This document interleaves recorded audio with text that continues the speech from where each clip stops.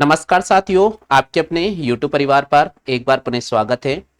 जैसा कि आप सभी साथियों को पता होगा, जो भी साथी राजस्थान बीएसटीसी और पीटीटी की तैयारी कर रहे हैं उन सभी साथियों के लिए मैं आपके सामने लेकर आ रहा हूं एक बहुत ही बेहतरीन मॉडल पेपर। जी हाँ दोस्तों, आज का ये जो मॉडल पेपर रहेगा आपके सामने, ये बहुत ही बेहतरीन मॉडल पेपर रहेगा और इसमें आज आपके सामने प्रश्न सीरीज 601 से चलेगी। तो सभी साथियों से मेरा निवेदन है, वीडियो को लाइक कर दीजिएगा और वीडियो को शेयर कर दीजिएगा। तो चलिए साथियों, शुरू करते हैं आज की इस क्लास को बेहतरीन ढंग से। और आज की इस सीरीज का पहला क्वेश्चन जो आपको स्क्रीन पे नजर आ रहा है, पूरे प्रश्न को आपको ध्यान से पढ़ना है और फिर आपको इस क्वेश्चन का रिस्पॉन्स करना है। जैसा कि आपको स्क्रीन पर पहला क्वेश्चन नजर आ रहा है, पहला क्वेश्चन आपको दे रखा है साथियों, बहुत ही सुंदर क्वेश्चन है, एग्जाम की दृष्टि से बनने वाला क्वेश्चन है। और सबसे बड़ी बात है कि जो भी क्वेश्चन हम आपको करा रहे हैं ये बहुत ही इंपॉर्टेंट क्वेश्चन रहेंगे। तो क्वेश्चन है, 2011 के अनुसार राजस्थान के कौन से जिले में प्रतिशत के आधार पर दृष्टि से सर्वाधिक नगरीय जनसंख्या है। बिल्कुल, यानी यहां ये क्वेश्चन पूछा जा रहा है कि भाई राजस्थान के कौन से नगर की जो जनसंख्या है, कौन से जिले की जो जनसंख्या है वो प्रतिशत के आधार पर सर्वाधिक है। ऑप्शन दे रखा आपके सामने कोटा, बी ऑप्शन दे रखा डूंगरपुर, सी ऑप्शन दे रखा उदयपुर और डी ऑप्शन दे रखा जयपुर। देखते हैं मेरे कितने लाडली इस क्वेश्चन को सही कर पाते हैं। देखते हैं मेरे कितने लाडली इस क्वेश्चन को सही कर पाते हैं। स्क्रीन पर आपको पहला क्वेश्चन नजर आ रहा है। देवीलाल बालन हमारे चैनल पर जुड़ चुके हैं और लोकेश भैया हमारे चैनल पर जुड़ चुके हैं, वंदना यादव हमारे चैनल पर जुड़ चुके हैं। आपका भी बहुत बहुत स्वागत है। स्क्रीन पर आपको प्रश्न संख्या 601 नजर आ रहा है। आप फटाफट से जवाब दीजिए, इसका आंसर क्या होगा। बिल्कुल फटाफट से जवाब दीजिए, आंसर क्या होगा। हाँ भैया, फटाफट से जवाब दीजिएगा। बहुत ही शानदार क्वेश्चन है, बहुत ही शानदार क्वेश्चन है। देखते हैं कितने साथी इस प्रश्न का सही जवाब दे पाते हैं। स्क्रीन पर आपको क्वेश्चन नजर आ रहा है। बिल्कुल यहां पर कोटा को रिस्पॉन्स किया है, बिल्कुल यहां पर कोटा को रिस्पॉन्स किया है। चलिए भैया, बिल्कुल देखते हैं कितने साथियों का सही हो पाते हैं। हाँ, थोड़ा क्लास को शेयर कर दीजिएगा, मैं निवेदन करता हूं सभी साथियों से, क्लास को शेयर कर दो, क्लास को शेयर कर दो भैया, निवेदन कर रहा हूं मैं। देखिए यहां क्वेश्चन आपको दे रखा है, इस क्वेश्चन को ध्यान से पढ़ लीजिएगा। क्वेश्चन दे रखा है 2011 के अनुसार राजस्थान के कौन से जिले, 2011 के अनुसार राजस्थान के कौन से जिले में प्रतिशत के आधार पर सर्वाधिक नगरीय जनसंख्या थी। तो प्रतिशत के आधार पर अगर मैं बात करता हूं तो सर्वाधिक नगरीय जनसंख्या यहां पर ऑप्शन के अकॉर्डिंग अगर मैं देखता हूं तो यहां पर आपको कोटा को राइट करना होगा। किसको राइट करना होगा साथियों, कोटा को राइट करना होगा। ठीक है साथियों, क्लियर हो गया। आगे सभी साथियों को कोटा की अगर अपन बात करते हैं तो 60.31% है। कोटा के अंदर जो नगरीय जनसंख्या की बात करता हूं तो 60.31% है, ध्यान रखना आपको। तो यहां पर ए ऑप्शन राइट हो जाएगा। चलिए भैया, बात करते हैं प्रश्न संख्या 602 की। 602 प्रश्न आपके सामने स्क्रीन पे नजर आ रहा है। पूरे प्रश्न को पढ़ लीजिएगा और जवाब देने की कोशिश कीजिएगा। पूरे प्रश्न को पढ़ लो और जवाब देने की कोशिश कीजिएगा। स्क्रीन पर आपको क्वेश्चन नजर आ रहा है, फटाफट से जवाब दीजिएगा।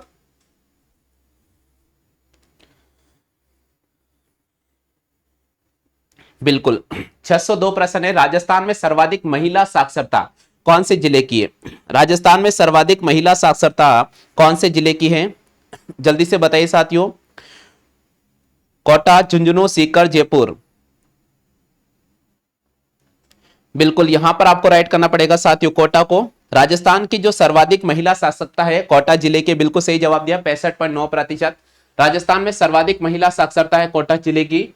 यहां पर आपको राइट करना होगा कोटा जिले की 65.09%। तो राजस्थान में सर्वाधिक महिला साक्षरता है कौन से जिले की, तो राजस्थान में सर्वाधिक महिला जो साक्षरता है कोटे जिले की है। तो यहां पर आपको राइट करना पड़ेगा कोटा जिला और इसकी जो साक्षरता है 65.09% है। क्लियर हो गया भैया, आगे सभी साथियों के समझ में चलेगा। अगले क्वेश्चन की बात करते हैं, प्रश्न संख्या 603।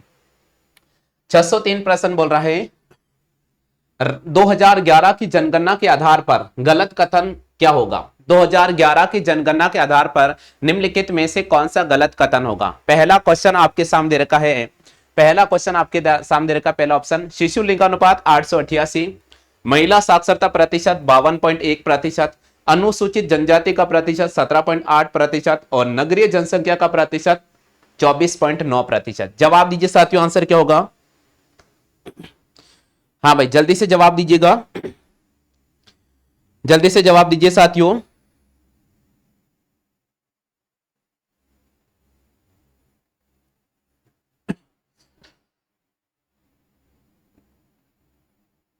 बिल्कुल देखिए, अगर मैं बात करता हूं साथियों तो 2011 की जनगणना के आधार पर निम्नलिखित में से कौन सा गलत यहां पर होगा, उसका कथन का अपन चयन करेंगे।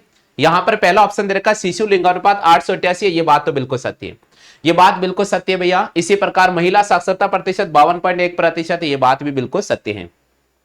अनुसूचित जनजाति का जो प्रतिशत है 17.8 नहीं है, 17.83% है। कितना है? 17.83%। तो ये हमारे पास में गलत कथन होगा, तो यहां पर आपको राइट करना होगा सी ऑप्शन पे।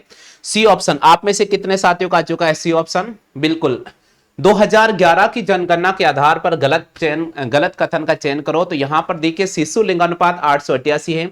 महिला साक्षरता की बात करते हैं तो 52.1% है। अनुसूचित जनजाति की अगर मैं बात करता हूं, देखिए यहां क्वेश्चन जो दे रखा है उसको आप समझिएगा, क्वेश्चन जो दे रखा है उसको समझिएगा। अनुसूचित जाति, अनुसूचित, देखो यहां लिखा मैंने अनुसूचित जनजाति, अनुसूचित जाति है उसका तो है 17.8%, और अनुसूचित जनजाति है उसका हमारे पास में है 17.8% नहीं होगा, 13.5% होगा। क्या होगा? 13.5%। थोड़ा ध्यान रखिएगा, 13.5%। तो अनुसूचित जनजाति है उसका तो 13.5%, और अनुसूचित जाति की बात करें तो 17.8%। बाकी नगरीय जनसंख्या 24.9% है, ये बात बिल्कुल सत्य है। तो यहां पर सी ऑप्शन पे राइट करना होगा। बिल्कुल आप में से काफी साथियों ने जवाब दिया है। हनुमान भैया हमारे चैनल पर जुड़े हैं, बहुत बहुत स्वागत है आपका। और अजय वर्मा जी हमारे चैनल पर जुड़ चुके हैं, आपका भी बहुत बहुत स्वागत है। चलिए, हाँ मैं क्षमा चाहता हूं, थोड़ा क्लास आधे घंटे में देरी से लेकर आया हूं, इसके लिए मैं क्षमा चाहता हूं, क्योंकि हमारी क्लास 8:30 बजे स्टार्ट होती है, लेकिन आज मैं क्षमा चाहता हूं, थोड़ा लेट हो गया था, मैं बाहर गया हुआ था इस वजह से। अगला क्वेश्चन आपके सामने स्क्रीन पर नजर आ रहा है। क्वेश्चन को ध्यान से पढ़ना भैया, और फिर आपको इसका रिस्पॉन्स करना है। क्वेश्चन दे रखा है सरकारी क्षेत्र में ऑनलाइन फसल, सरकारी क्षेत्र में ऑनलाइन फसल ऋण देने वाला भारत का पहला राज्य कौन सा है? भाई भारत का ऐसा कौन सा पहला राज्य है जो सरकारी क्षेत्र के अंतर्गत ऑनलाइन ऋण उपलब्ध करा रहा है फसल पे नुकसान होने पर? जवाब दो, जल्दी से जवाब दीजिए साथियों, आंसर क्या होगा? जल्दी से जवाब दीजिए साथियों, आंसर क्या होगा?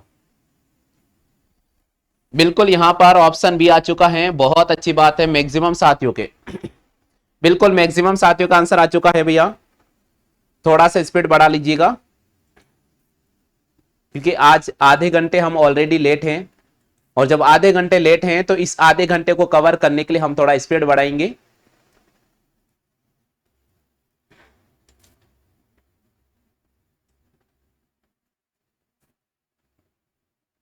बिल्कुल बिल्कुल सही जवाब दिया है राजस्थान। सभी साथियों के राजस्थान आ चुका है, सभी साथियों के राजस्थान आ चुका है। बिल्कुल सरकारी क्षेत्र में ऑनलाइन फसल पर ऋण उपलब्ध कराने वाला पूरे भारत के अंदर पहला जो राज्य हमारा राजस्थान है। तो बिल्कुल आपको यहां पर बी ऑप्शन पे क्लिक करना होगा, बी ऑप्शन पे बिल्कुल क्लिक करना होगा सभी साथियों को। हाँ भैया 1 मिनट चार्ज लगा लेता हूं मैं, 1 मिनट रुकना भैया, थोड़ा मोबाइल को चार्ज कर लेते हैं।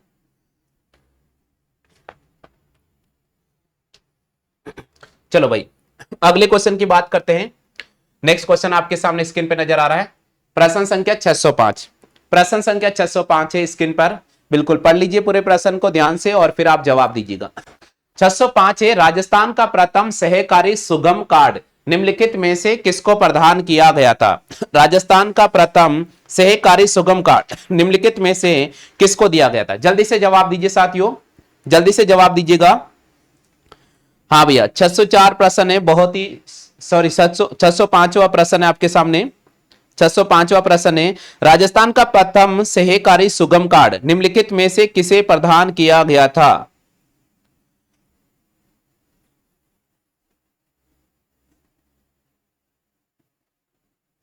बिल्कुल जवाब दीजिएगा साथियों, यहां पर प्रश्न का आंसर किसी का नहीं आया है। लक्ष्मी, बिल्कुल यहां पर जवाब दिया है लक्ष्मी, बिल्कुल लक्ष्मी शर्मा, लक्ष्मी शर्मा को क्लिक कर रहे हैं हनुमान भैया।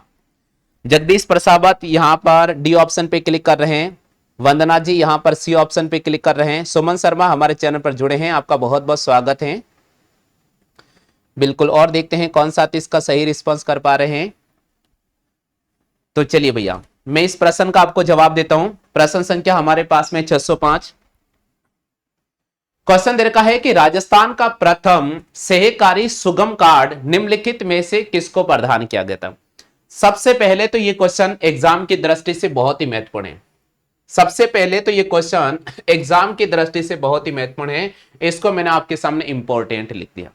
जो मैंने इंपॉर्टेंट कर दिया है इसका मतलब है कि एग्जामिनर के वहां पर नजर के अंदर ये क्वेश्चन घूमेगा, बिल्कुल घूमेगा।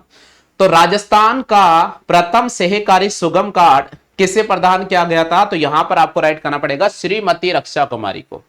किनको दिया गया था? श्रीमती रक्षा कुमारी को दिया गया था। क्लियर हो गया? आगे सभी साथियों को जयपुर जिले की फागी तहसील, जयपुर जिले की फागी तहसील का एक गांव है जिसका नाम है बीपुरा गांव। क्या भैया? जयपुर जिला फागी तहसील और गांव का नाम है बीपुरा। यहां की रहने वाली है श्रीमती रक्षा कुमारी और इनको दिया राजस्थान का प्रथम सहकारी सुगम कार्ड। इनको दिया गया राजस्थान का प्रथम सहकारी सुगम कार्ड। बिल्कुल पीटीटी की जो तैयारी कर रहे हैं क्वेश्चन इस प्रकार के लगेंगे वहां पे भैया, इसी प्रकार के क्वेश्चन पूछे जाएंगे। सीधे सीधे क्वेश्चन नहीं आएंगे, मैं पहले बता रहा हूं, थोड़ा आपको पढ़ना पड़ेगा, तपस्या करनी पड़ेगी पेपर के लिए। क्वेश्चन बोल रहा है राजस्थान का सहकारी किसान कार्ड निम्नलिखित में से किसे प्रदान किया गया था? राजस्थान का सहकारी किसान कार्ड निम्नलिखित में से किसे प्रदान किया गया था सबसे पहले? यानी इसको हम ऐसा भी बोल सकते हैं कि सहकारी क्षेत्र का प्रथम किसान कार्ड निम्नलिखित में से पहली बार किसे प्रदान किया गया था? जल्दी से बताइएगा। मैं आपको डेट बता देता हूं, 29 जनवरी 1999 को यह कार्ड दिया गया था। मैं आपको डेट बता देता हूं, 29 जनवरी 1999 को। और मैं ये भी बता देता हूं कि जयपुर के रहने वाले हैं, और मैं ये भी बता देता हूं कि जो गांव का नाम है वो है सिरसा ग्राम। जयपुर के सिरसा ग्राम के कौन से ऐसे किसान थे जिनको 29 जनवरी 1999 को ये कार्ड दिया गया था? जी हां दोस्तों, मैं आपको बता देता हूं, वह है रामनिवास यादव। ए ऑप्शन पे राइट करना होगा, ए ऑप्शन पे रामनिवास यादव। मुझे उम्मीद है कि आप में से सभी साथियों का बिल्कुल सही जवाब होगा, तो रामनिवास यादव को यहां पर राइट करना होगा।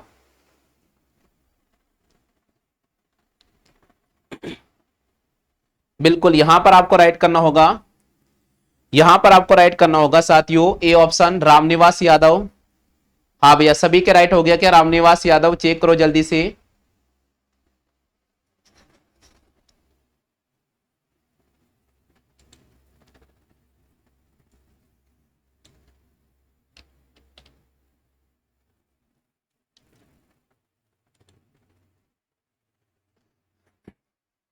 चलिएगा आगे बढ़ते हैं। प्रश्न संख्या 607। प्रश्न संख्या 607 आपके सामने है।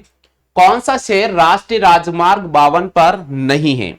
आपसे पूछ रहा है कि कौन सा शहर राष्ट्रीय राजमार्ग 52 पर नहीं है। जवाब दीजिए साथियों, कौन सा शहर राष्ट्रीय राजमार्ग 52 पर स्थित नहीं है?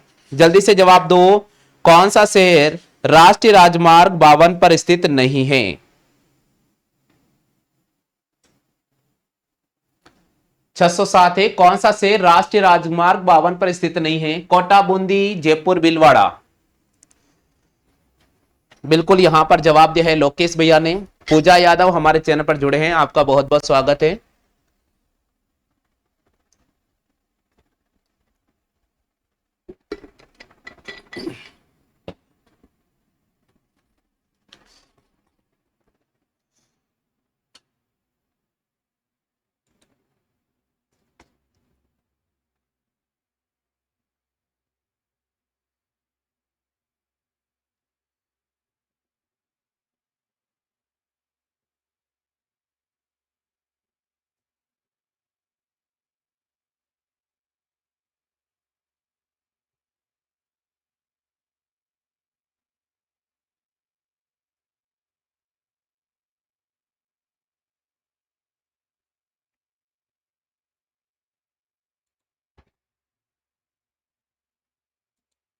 जल्दी से बताइएगा। बिल्कुल यहां पर भी ऑप्शन आया है मैक्सिमम साथियों के। चलो भैया, तो कौन सा शहर राष्ट्रीय राजमार्ग 52 पर नहीं है?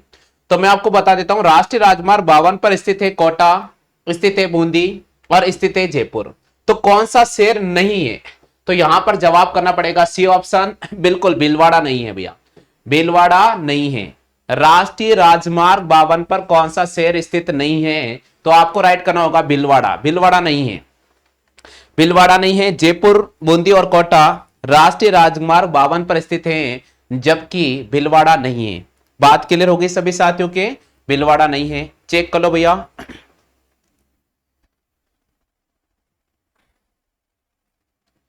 चलिए अगले क्वेश्चन की बात करते हैं। प्रश्न संख्या 607, 608 की बात करते हैं। कौन सा राष्ट्रीय राजमार्ग जो केवल एक ही शहर से गुजरता है? हाँ भैया, कौन सा राष्ट्रीय राजमार्ग है जो केवल एक ही शहर से गुजरता है?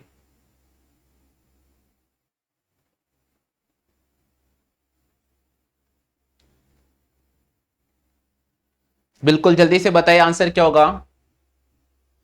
कौन सा राष्ट्रीय राजमार्ग केवल एक ही शहर से गुजरता है? ऑप्शन जवाब दें, ऑप्शन जवाब दीजिए फटाफट से।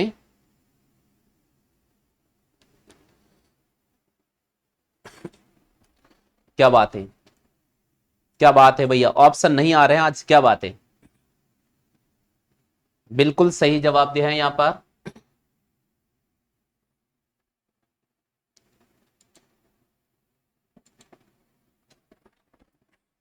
कौन सा राष्ट्रीय राजमार्ग है जो केवल एक ही शहर से गुजरता है?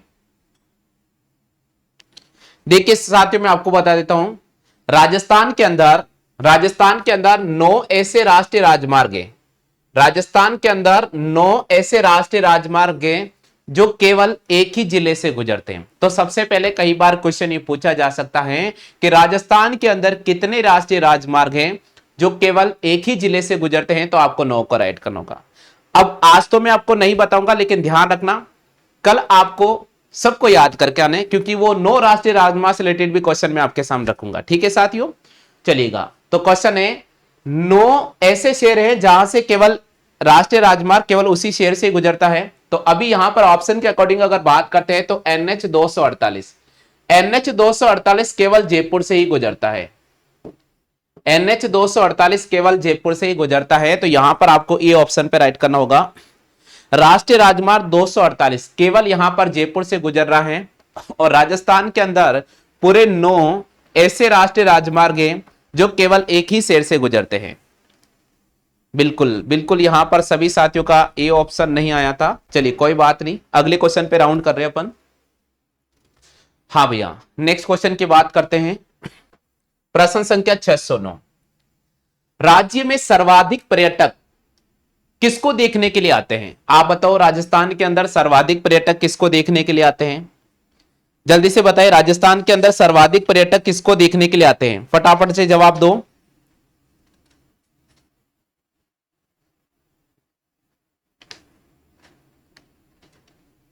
राजस्थान के अंदर सर्वाधिक पर्यटक किसको देखने के लिए आते हैं? बिल्कुल सही जवाब दिया है यहां पर, बिल्कुल सही जवाब दिया है यहां पर। ऐतिहासिक स्थल हनुमान भैया का सही जवाब है। जगदीश प्रसाद, वंदना यादव, देवीलाल बालन बिल्कुल सही रिस्पॉन्स कर रहे हैं। चलो देख लेते हैं।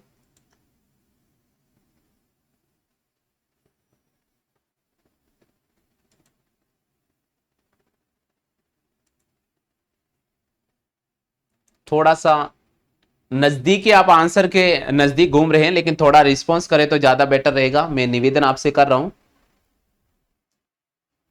चलिए भैया, राज्य में सर्वाधिक पर्यटक किसको देखने के लिए आते हैं?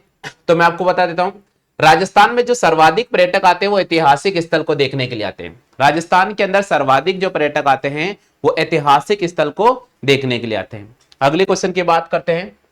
610, राजस्थान के किस स्थान पर होटल प्रबंध संस्थान नहीं है? राजस्थान के निम्नलिखित में से कौन सा ऐसा स्थान है जहां पर होटल प्रबंध संस्थान नहीं है, होटल मैनेजमेंट इंस्टीट्यूट नहीं है?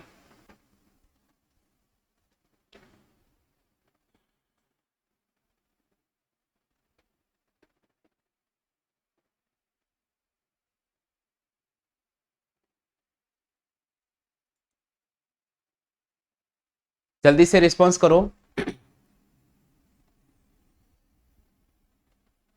बिल्कुल यहां पर सही जवाब आया है। D option. राजस्थान के किस स्थान पर होटल प्रबंध संस्थान नहीं है, तो यहां पर आपको राइट करना होगा डी ऑप्शन पे। यहां पर आपको राइट करना होगा डी ऑप्शन पे, बिल्कुल आपको राइट करना होगा डी ऑप्शन। तो डी ऑप्शन इस क्वेश्चन का बिल्कुल सही जवाब है, बिल्कुल यहां पर डी ऑप्शन आपको राइट करना होगा। अगले प्रश्न की बात करते हैं, कौन सा पेनोरमा राज संबंध में नहीं है? बहुत महत्वपूर्ण क्वेश्चन है, बहुत महत्वपूर्ण क्वेश्चन है कल के लिए। कल के लिए आपको जो मैं आपको होमवर्क दे रहा हूं ये ध्यान रखिएगा। राजस्थान के अंदर, राजस्थान के सभी पेनोरमा आपको याद होने चाहिए, राजस्थान के सभी पेनोरमा आपको याद होने चाहिए। कल की जो क्लास रहेगी उसमें ये टॉपिक कॉन्सेप्ट में मैं क्लियर कराऊंगा, तो आज तो नहीं कल की क्लास में होगा, क्योंकि कल की क्लास में ये पीडीएफ फाइल के अंदर रहेंगे राजस्थान के सभी पेनोरमा। आपको भी पढ़कर आना है, क्योंकि कल का जो टेस्ट होगा वो इस पर आधारित होगा। कल का जो टेस्ट होगा हाईवे पर आधारित होगा, नेशनल हाईवे पर आधारित, जिसके अंदर हम बताएंगे आपको कि राजस्थान के कितने ऐसे शहर हैं जहां से केवल राष्ट्रीय राजमार्ग उसी शहर से गुजरता है। चलिए साथियों, इस प्रश्न की बात करते हैं, कौन सा पेनोरमा राज संबंध में नहीं है? जल्दी से जवाब करें। हाँ भैया, देखिए साथियों, यहां की अगर मैं बात करता हूं, बप्पा रावल जो पेनोरमा है, बप्पा रावल जो पेनोरमा है वो राज संबंध में नहीं है, वो उदयपुर जिले में है। बिल्कुल आपको ध्यान रखना है, बप्पा रावल जो पेनोरमा है वो राज संबंध में नहीं है, वो उदयपुर जिले में है। कहां पर है भैया? उदयपुर जिले में। तो यहां पर आपको बी ऑप्शन पे क्लिक करना होगा। नेक्स्ट क्वेश्चन की तरफ चलते हैं साथियों।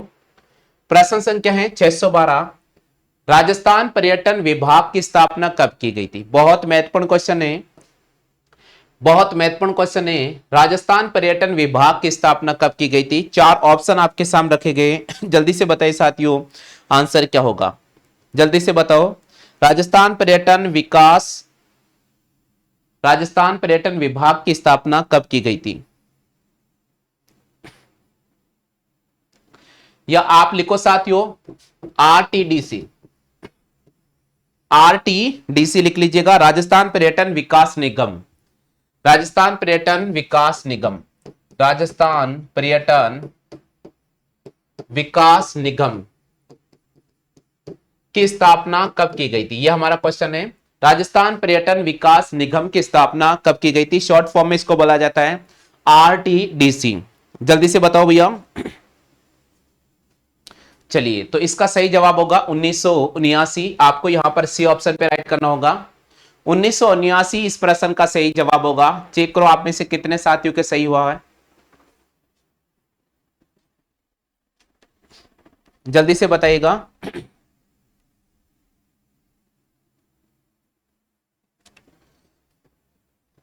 चलो भाई, अगले क्वेश्चन की बात करते हैं। 613 प्रश्न की बात कर रहे हैं। भारत का ऐसा राज्य जिसने पर्यटन पुलिस सबसे पहले तैनात की? बहुत महत्वपूर्ण क्वेश्चन है। हालांकि ये पेपर में 2 बार ये क्वेश्चन आ चुका है, कंपटीशन का जो पेपर हुआ था, क्या पता कि आपके पूछ ले, तो इसलिए हम आपको करवा रहे हैं। भारत का ऐसा राज्य है जिसने पर्यटन पुलिस तैनात की है। ऐसा कौन सा राज्य है जिसने भारत के अंदर सबसे पहले पर्यटन पुलिस को तैनात किया है? 4 ऑप्शन है, मध्य प्रदेश, राजस्थान, हरियाणा और बिहार। बिल्कुल यहां पर राजस्थान को राइट करना होगा। आप सभी को पता होगा राजस्थान के अंदर पहली बार पर्यटन पुलिस की तैनाती की गई है, और पर्यटन पुलिस की तैनाती पहली बार जयपुर के आमेर पर की गई है। तो पर्यटन पुलिस की तैनाती पहली बार कहां पर की गई? जयपुर के आमेर किले पर किया गया है, और उसके बाद अजमेर जिले पर की गई है। ठीक है साथियों, पुष्कर के अंदर और दरगाह बाजार में। ठीक है साथियों, चलिए आगे बढ़ जाते हैं, नेक्स्ट क्वेश्चन की बात करते हैं। 614 प्रश्न है, असंगत का चयन करो। इनमें से कौन सा असंगत है, असुमेलित है? क्वेश्चन बनेगा 100% बनेगा। कल आपको ध्यान रखना है, एक होमवर्क में आपको दे रहा हूं, पढ़ के आना जरूर। राजस्थान के महोत्सव, राजस्थान के महोत्सव, यह होमवर्क है भैया आपका, नोट कर लो भैया, नोट कर लेना। कल का जो टेस्ट होगा राजस्थान के सभी महोत्सव के बारे में हम पढ़ेंगे साथियों, तो ध्यान रखिएगा। इससे रिलेटेड भी टेस्ट होगा जिसमें फुल आपके क्वेश्चन मिलेंगे। राजस्थान में कौन कौन से महोत्सव मनाए जाते हैं, कहां मनाए जाते हैं, उन महोत्सव की शुरुआत कब करी थी, कल इसके बारे में अपन चर्चा से डिटेल से जानेंगे। असंगत का चयन करो। बैलून महोत्सव क्या बाड़मेर मनाया जाता है क्या? मारवाड़ महोत्सव क्या जोधपुर मनाया जाता है क्या? मीरा महोत्सव क्या चित्तौड़गढ़ मनाया जाता है क्या? थार महोत्सव क्या जैसलमेर में मनाया जाता है क्या? जल्दी से बताइए भैया।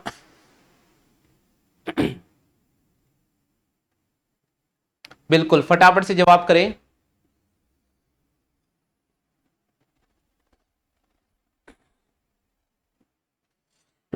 बिल्कुल सही जवाब दिया है। थार जो महोत्सव है वो बाड़मेर मनाया जाता है। थार जो महोत्सव है वो कहां पर मनाया जाता है? बाड़मेर में। यहां जैसलमेर नहीं होगा तो यहां पर डी ऑप्शन पे राइट करना होगा। यहां पर आपको डी ऑप्शन राइट करना होगा। बिल्कुल हनुमान भैया का सही जवाब।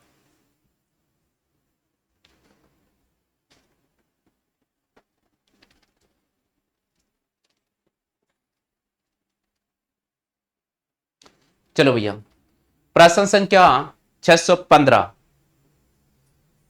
हाँ भैया, असंगत का चयन करो। अजमेर, नागौर, टोंक और सवाई माधोपुर। आप बताइए इसमें से असंगत कौन सा होगा? आप बताइए इसमें से हटकर क्या होगा साथियों?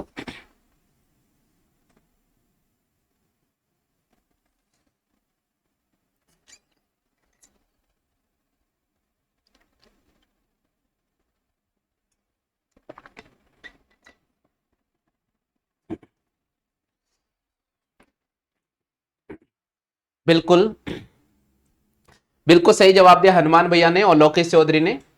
देखिए साथियों, अगर हम बात करते हैं संभाग की, तो संभाग में आ रहा है हमारे पास में अजमेर संभाग। और अजमेर संभाग में जो जिले हैं, अजमेर संभाग में जो जिले हैं वो है हमारे पास में नागौर, अजमेर, भीलवाड़ा और टोंक। और टोंक। अभी आपको पता है नया जिला बन गया है केकड़ी, और अभी आपको पता ब्यावर भी बन गया है। ठीक है, तो आप इनको भी साथ में कर लेते, कोई दिक्कत नहीं है। अब थोड़ा समझने की बात करना। अभी तक हम बात करते हैं, अभी तक इन चार की मैं बात करूं, अभी तक मैं केवल इन चार की बात करूं तो अजमेर संभाग में आता है नागौर, अजमेर, टोंक और भीलवाड़ा। तो अजमेर, नागौर, टोंक तो है, लेकिन यहां सवाई माधोपुर नहीं आएगा, भीलवाड़ा होगा। तो यहां पर असंगत का चयन करना होगा, तो डी ऑप्शन पे राइट करना होगा। बिल्कुल क्वेश्चन एग्जाम में इस प्रकार पूछे जा सकते हैं। बिल्कुल एग्जाम में ऐसे क्वेश्चन पूछे जाएंगे। आपको देखो पूरी तरह से तैयारी करनी है ना, तैयारी पूरी करनी है भैया। चलो आगे प्रश्न पढ़ते हैं। अमर सागर परियोजना, अमर सागर परियोजना राजस्थान के कौन से जिले से संबंधित है? जल्दी से बताइए भैया। अमर सागर परियोजना राजस्थान के कौन से जिले से संबंधित है? देखते हैं कितने साथियों का सही हो पाता है। बहुत ही शानदार क्वेश्चन है, कितने साथी सही जवाब दे पाते। अमर सागर परियोजना राजस्थान के कौन से जिले से संबंधित है? जल्दी से दीजिए भैया फटाफट से आंसर क्या होगा? प्रतापगढ़, जैसलमेर, बारा, इनमें से कोई नहीं।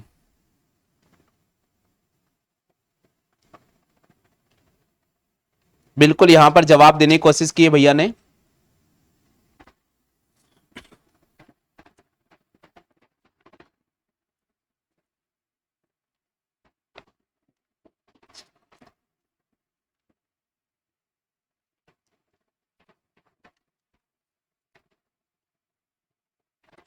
जवाब दीजिए भैया, मैं पानी पीकर आ रहा हूं, 2 मिनट रुकिएगा, जल्दी से जवाब दूं।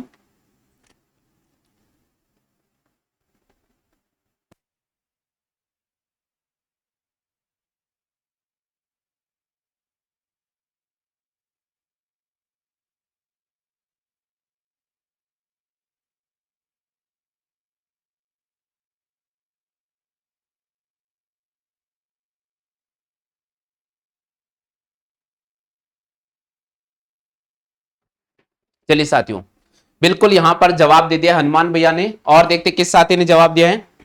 नहीं भैया, अब देखिए मैं आपको बता देता हूं। देखो जब तक पानी पीने गया आप लोगों ने बातें कर ली होगी दुनिया भर की, है ना, बातें नहीं क्या करो। ठीक है, क्वेश्चन है अमर सागर परियोजना राजस्थान के कौन से जिले में स्थित है? बिल्कुल सही जवाब दिया है जैसलमेर। देखिए ये क्वेश्चन ऐसा भी आ सकता है कि अमर सागर पवन परियोजना, अमर सागर पवन परियोजना।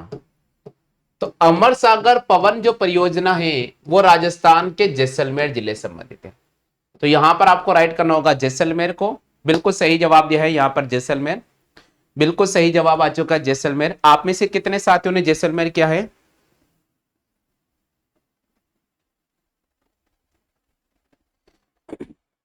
बिल्कुल यहां पर देखिए, मुझे बार बार स्क्रीन थोड़ा दूर है, दूर जाना पड़ रहा है। मोबाइल मेरा आज क्या डिस्चार्ज हो गया था, पहले वो क्रिकेट मैच देख रहा था मैं, इस वजह से लेट हो गया था। इस वजह से अभी थोड़ा चार्ज लगाया मैंने, मोबाइल स्विच ऑफ हो रखा मेरा, शायद देखते चालू हो गया क्या। हम्म, चलो भैया क्लियर हो गया। तो यहां पर आपको राइट करना होगा जैसलमेर को। अगला क्वेश्चन हमारे पास में, राजीव गांधी अक्षय ऊर्जा दिवस कब मनाया जाता है? राजीव गांधी अक्षय ऊर्जा दिवस कब मनाया जाता है? जवाब करो। 15 मार्च, 20 अगस्त, 15 मार्च, 20 अगस्त, 24 फरवरी, 21 जनवरी।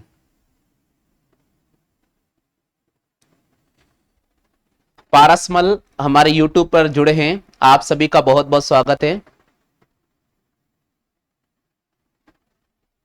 लीला कुमारी जी हमारे चैनल पर जुड़ चुके हैं। वीके सैनी जी हमारे चैनल पर जुड़ चुके हैं। लोकेश चौधरी, हनुमान भैया, बिल्कुल सही रिस्पांस किया यहाँ पर 20 अगस्त। जगदीश प्रसाद ने ए ऑप्शन पे क्लिक किया है। वंदना यादव यहाँ पर सी ऑप्शन पे क्लिक कर रहे हैं, और हनुमान जी भैया 20 अगस्त को क्लिक कर रहे हैं। देखते हैं बाजी किसके बगल में जाती है, ये तो फिलहाल समय ही बताएगा आपको। चलिए, हमारा आज का जो क्वेश्चन है वो है, राजीव गांधी अक्षय ऊर्जा दिवस कब मनाया जाता है? बिल्कुल आप में से मैक्सिमम साथियों ने सही किया, इसके लिए मैं बहुत बहुत धन्यवाद देता हूं आप सभी को। कि जिनका राइट हो गया बहुत अच्छी बात है, लेकिन जिनका सही नहीं हुआ है उनको घबराने की आवश्यकता नहीं है, यहां से आपको सीखने का मौका मिलेगा।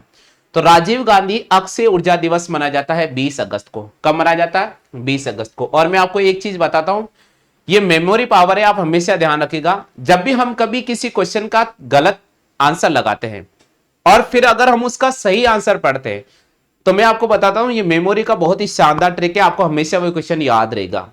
तो अगर आपका कोई क्वेश्चन गलत हो जाता है तो आप ऐसा नहीं सोचो कि हमारे यार बहुत कम आंसर राइट हो रहे हैं, हमें तो कुछ भी नहीं आता, ऐसा बिल्कुल नहीं सोचें। जब आप गलत कर रहे हो तो इसका मतलब है कि आपको सही सीखने का मौका भी मिल रहा है। तो राजीव गांधी अक्षय ऊर्जा दिवस कब मनाया जाता है? राजीव गांधी अक्षय जो ऊर्जा दिवस मनाया जाता है वो मनाया जाता है 20 अगस्त को। बात क्लियर हो गई? चलो भैया अगले क्वेश्चन की बात करते हैं। ऊर्जा दिवस कब मनाया जाता है? अब देखिए ये क्वेश्चन यहां चेंज हो गया है, अब ये क्वेश्चन यहां चेंज हो गया है। पहला था राजीव गांधी अक्षय ऊर्जा दिवस कब मनाया जाता है, और यहां पर क्वेश्चन है केवल ऊर्जा दिवस कब मनाया जाता है। जवाब दो, आंसर क्या होगा?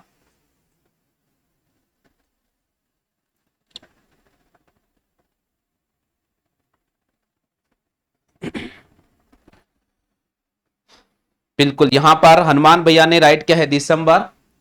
15 मार्च, 20 अगस्त, 24 फरवरी, 24 दिसंबर। बिल्कुल ऊर्जा दिवस कब मनाया जाता है? तो ऊर्जा दिवस 24 दिसंबर को मनाया जाता है। ऊर्जा दिवस कब मनाया जाता है? 24 दिसंबर को मनाया जाता है। चलो भाई अगले क्वेश्चन पे चलते हैं। अगला क्वेश्चन है कि सोलर स्किल डेवलपमेंट कहां पर है? देखिए ये क्वेश्चन बहुत महत्वपूर्ण क्वेश्चन है, मैं आपको बता देता हूं ये क्वेश्चन कब पूछा गया था। ये क्वेश्चन आया था भैया,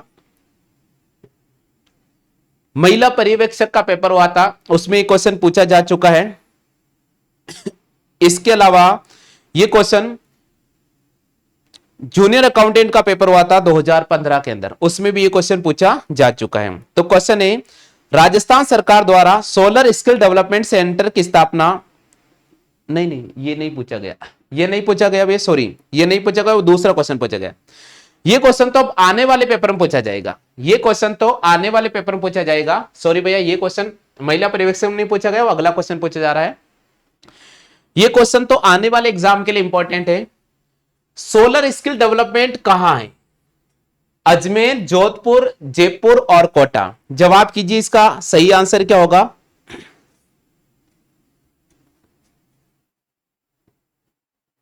देखिए मैं आपको बता देता हूं, राजस्थान के अंदर सोलर स्किल डेवलपमेंट इसकी जो स्थापना है जोधपुर में की जाएगी। कहां पर है? जोधपुर में। बिल्कुल। सोलर स्किल डेवलपमेंट कहां पर है भैया? जोधपुर में है, तो आपको जोधपुर को राइट करना होगा। बी ऑप्शन इस प्रश्न का बिल्कुल सही जवाब देना होगा। अगला क्वेश्चन है जो महिला पर्यवेक्षक का पेपर में आ चुका है और जूनियर अकाउंटेंट का पेपर है। यह क्वेश्चन आया था महिला पर्यवेक्षक और जूनियर अकाउंटेंट के पेपर कि राजस्थान का प्रथम बायोमास कहां पर स्थापित किया जाएगा। बहुत पुराना क्वेश्चन है ये। राजस्थान के अंदर प्रथम बायोमास कहां पर स्थापित किया जाएगा? जल्दी से बताइए साथियों। महिला पर्यवेक्षक का पेपर हुआ था 2018 में, यह क्वेश्चन पूछा गया है। राजस्थान के अंदर प्रथम बायोमास कहां पर स्थापित किया जाएगा? गंगानगर, उदयपुर, बाड़मेर, जैसलमेर।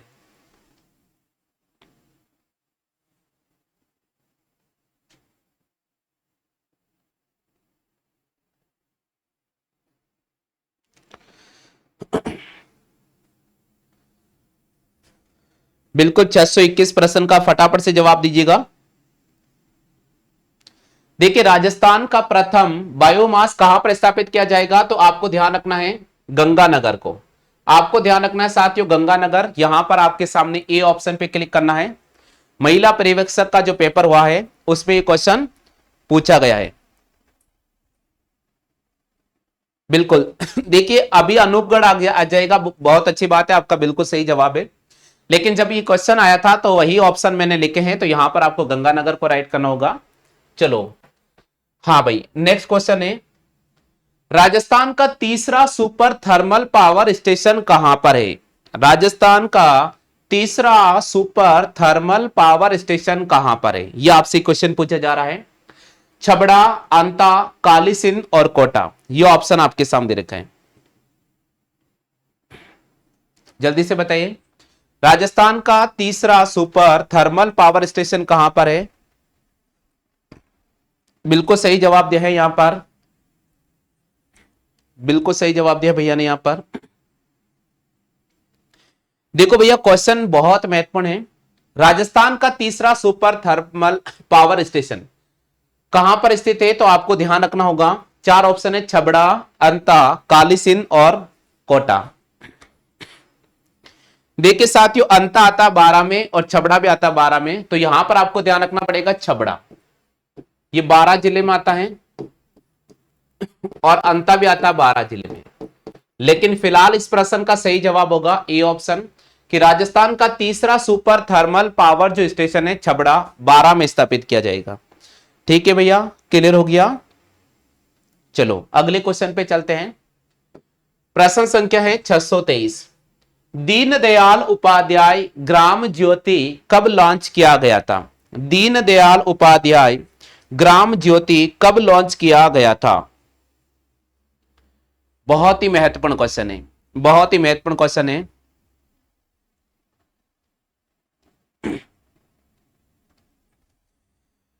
कोई भी गवर्नमेंट जॉब एग्जाम पास करने के लिए भैया आपकी मेहनत पर निर्भर करता है। आपकी मेहनत अगर रेगुलर बहुत अच्छी रहती है, रेगुलर आप मेहनत करते हैं, बहुत सारी किताबें पढ़ते हैं, ज्यादा से ज्यादा आप क्लासें अटेम्प्ट करते हैं, तो आपको एक साल में कोई भी गवर्नमेंट जॉब मिल जाएगा। और अगर केवल हम टाइम पास के जरिए ही पढ़ते हैं, वैकेंसी आती है तभी पढ़ते हैं, तो फिर तो 10 साल भी लग जाएंगे। तो ध्यान रखिए दीपक गुजर, मेरा तो आपसे इतना सा निवेदन है कि केवल आप ये सोचिए कि आने वाला जो समय है वो है चुनावी समय। आने वाला जो समय है वो है चुनावी समय। और जब चुनावी साल आता है तो उस समय बम्पर वैकेंसी आती है, उस समय बम्पर जॉब निकलती है। और बम्पर जॉब निकलती है तो इसका फायदा आप लोगों को उठाना चाहिए, क्योंकि सरकार बहुत शानी है। सरकार इतनी शानी है कि आप लोगों के साथ बहुत बड़ा खिलवाड़ करती है। चुनाव आने के समय पूरे दुनिया भर के वादे करेगी, लेकिन जैसे ही सरकार बन जाती है उसके बाद आप लोगों का बिल्कुल ध्यान नहीं देगी। अगले 1 2 साल 3 साल तक आराम से मजे में रहेगी, और जैसे ही चौथा और पांचवा साल आएगी सारी सरकार प्रचार पे लग जाएगी, हम इतनी वैकेंसियां लेकर आएंगे, हम वो लेकर आएंगे। आपका एक उद्देश्य था, हमने एक अच्छी पार्टी का चयन किया, जनता ने आपको चुना है, तो आप जनता के कार्यों को करें। आप रोजगार दे। तो ध्यान रखिएगा, ये समय है चुनावी साल, और इस चुनावी साल में बम्पर वैकेंसी आएगी। केंद्र सरकार भी सोचेगी कि हमारी सरकार वापस आए, तो केंद्र सरकार भी बहुत दुनिया भर की वैकेंसी निकालेगी, राज्य सरकार भी दुनिया भर की वैकेंसी निकालेगी, और इस दुनिया भर की वैकेंसी में आप लोगों का जॉब लेना बहुत जरूरी है। इसलिए आप अभी से पढ़ने लग जाइएगा। ये नहीं सोचिए कि मुझे कितना समय लगेगा, ये सोचिए कि मुझे जो भी वैकेंसी आएगी उसमें मुझे 100% सिलेक्शन लेना है। तो आपका एक रणनीति और टारगेट रहेगा, तो आपको नौकरी मिल जाएगी। दीनदयाल उपाध्याय ग्राम ज्योति कब लॉन्च किया गया था? यहां पर जवाब करना होगा 25 जुलाई 2015 को। कब राइट करना होगा? 25 जुलाई 2015 को। बी ऑप्शन पे राइट क्लिक करना होगा। 25 जुलाई 2015 को बी ऑप्शन पे राइट करना होगा। बी ऑप्शन पे राइट करना होगा। चलिए साथियों, अगले क्वेश्चन पे राउंड कर रहे हैं।